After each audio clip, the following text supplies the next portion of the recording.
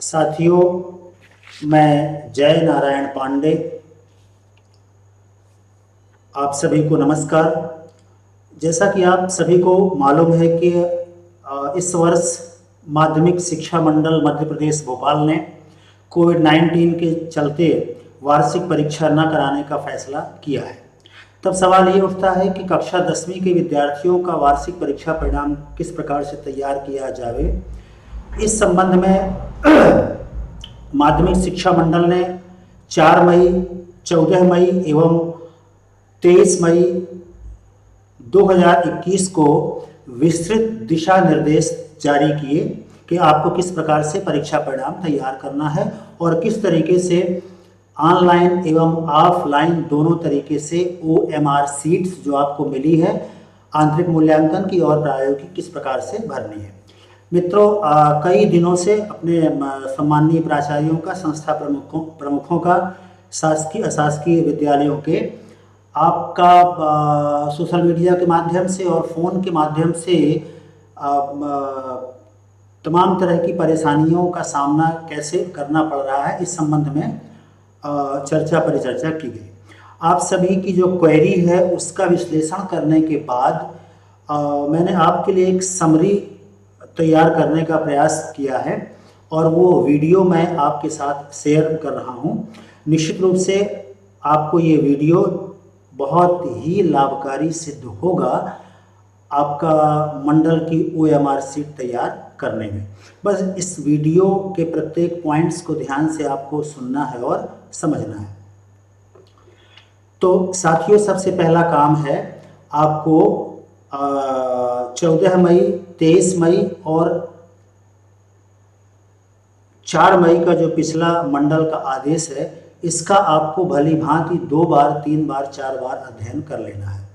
और न केवल इसका अध्ययन करना है बल्कि आपको अपने साथियों से, खासकर जो परीक्षा प्रभारी हैं, जो परीक्षा का काम करते हैं, उनसे विस्तृत संवाद स्थापित करना है और तर्क वितर्क के आधार पर इसकी प्रासंगिकता को समझना है। ये पहला आदेश था। दूसरा आदेश इसी के स्पष्टीकरण में 23 मई 2021 को हुआ जारी। मैं समझता हूं कि आप सभी ने इसका अध्ययन कर लिया होगा, नहीं किया तो इसको फिर से 1 बार, 2 बार, 3 बार पढ़ लीजिए। अब साथियों, मैं निवेदन करूंगा, आपको ऑफलाइन OMR जो सीट मिली है वो इस प्रकार की OMR सीट मिली होगी। 2 प्रकार की हैं। एक तो ये जो सामने आपको दिख रहा है स्क्रीन में, ये आंतरिक मूल्यांकन की OMR सीट है, जिसमें से आप 5 विषयों के अंक भर सकते हैं और 6वें विषय का अंक भरने के लिए आपको प्रैक्टिकल परीक्षा की OMR सीट मिली होगी। अब ये सुविधा आपको ऑनलाइन भी मिल चुकी है। तो ऑनलाइन OMR सीट का इंटरफेस किस प्रकार से होगा, वो इस प्रकार से होगा, सामने आपको दिख रहा है। इसमें भी आपको 5 विषय दिखेंगे जिसमें से अंक भरना है और पूर्णांक इसका 20 होगा। यानी चाहे आपको ऑनलाइन भरना हो या ऑफलाइन जमा करना हो, दोनों स्थितियों में आपको इसका रफड्डा तैयार करना ही होगा।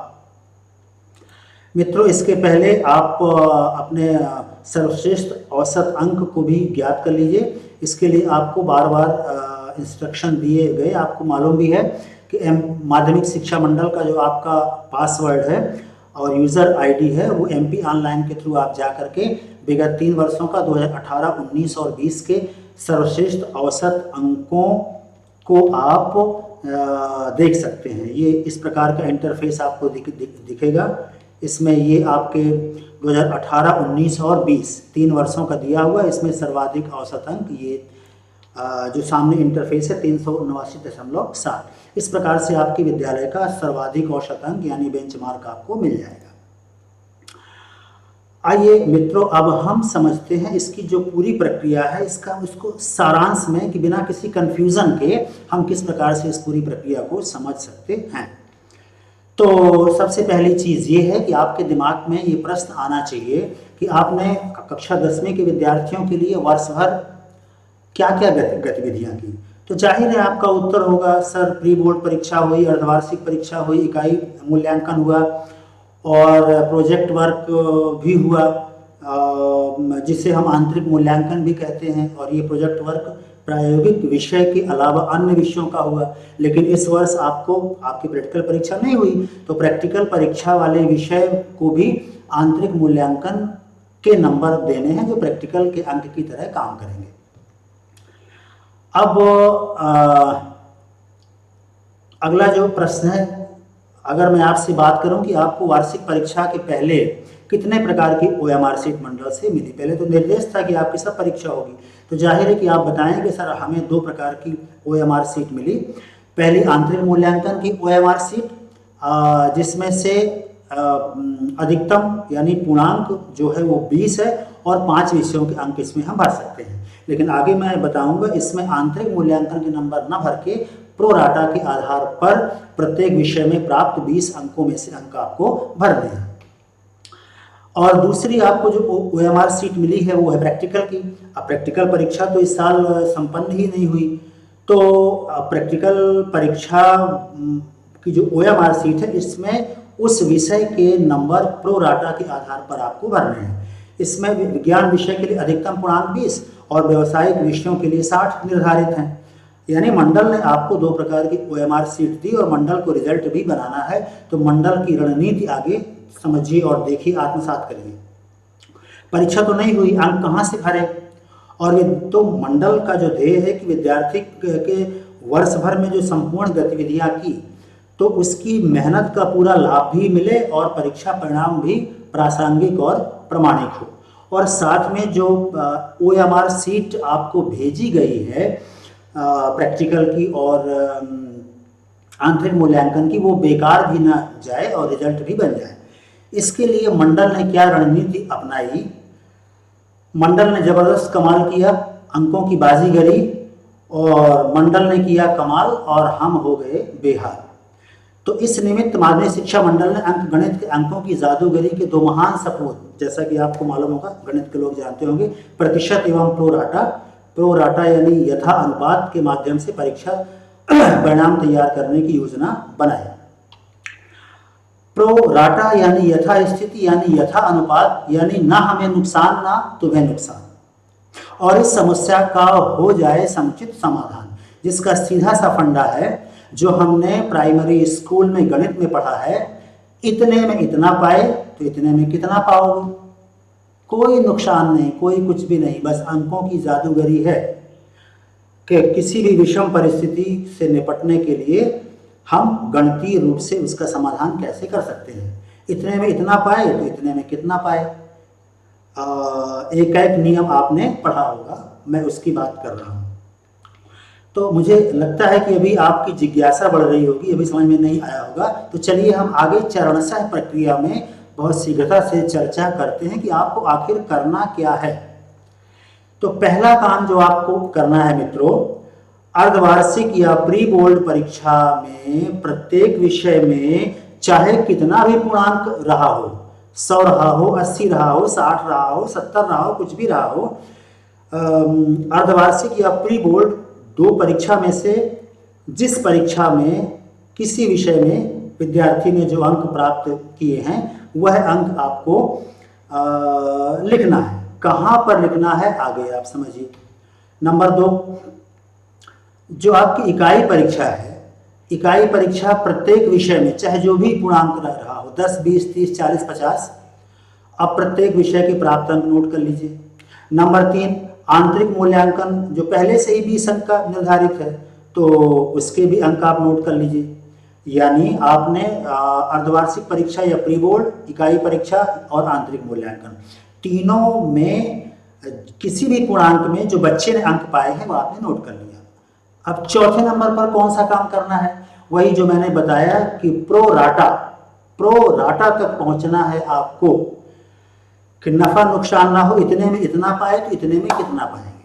खैर, नंबर 4 में आपको काम करना है, अर्धवार्षिक या प्री बोर्ड में जो भी वो प्राप्तांक पा रहा है, उस प्राप्तांक को जरा ध्यान से समझिएगा, उस प्राप्तांक को 100 अंकों के पूर्णांक में प्राप्तांक में बदलिए। जैसे 70 में इतना पाया या 80 में इतना पाया, तो 1 में कितना पाएगा, तो 100 में कितना पाएगा। यानी प्रत्येक विषय का पूर्णांक जो भी रहा हो, संबंधित पूर्णांक में जो अंक उसको मिले उस अंक को 100 अंक के पूर्णांक में तब्दील करिए। ये प्रक्रिया आपको तीनों में करना है, अर्धवार्षिक में, वही इकाई परीक्षा में और वही आंतरिक मूल्यांकन में। चलिए, आपने प्रत्येक परीक्षा के प्राप्तांक को उसके 100 अंक के पूर्णांक में प्राप्त प्राप्तांक में बदल लिया। आगे क्या करेंगे? नंबर 7 में अब आपको ये काम करना है कि आपने 50, 80, 20, 100 में से आपने प्रत्येक विषय के अंक निकाल लिए। अब आपको अधिभार प्रदान करना है। तो मंडल ने जो अधिभार प्रदान किया है वो ये कि अर्धवार्षिक या प्री बोर्ड जिस भी परीक्षा में जिस विषय में अधिक अंक बच्चे ने पाए हैं उसमें से उसके प्राप्तांक का 50% अधिभार निकाल लीजिए, यानी आधा कर लीजिए। इकाई परीक्षा में जो 100 अंकों में पाया है उसका 30% अधिभार निकाल लीजिए। आंतरिक मूल्यांकन का 20% निकाल लीजिए। तो 50, 30, 80, 20, 100, ये अधिभार हो गया 100। अब आपका फंडा क्लियर हो गया कि आपका प्रत्येक विषय में बच्चे ने 100 अंक में कितने प्राप्त किए, ये आपने निकाल लिया। अब OMR सीट में क्या भरना है? OMR सीट में तो आपको भैया 20 नंबर है, प्रैक्टिकल वाले में 20 और 60 है। तो अभी 100 अंक में प्राप्तांक को प्रो राटा के आधार पर चेंज करना है 20 और व्यवसायिक के लिए 60 में। तो क्या करेंगे? तो नंबर 10 में आप बिंदु क्रमांक 7 से 9 तक जो प्राप्त प्रत्येक विषय का अधिभार है 100 में से, उसका 20% निकाल लीजिए।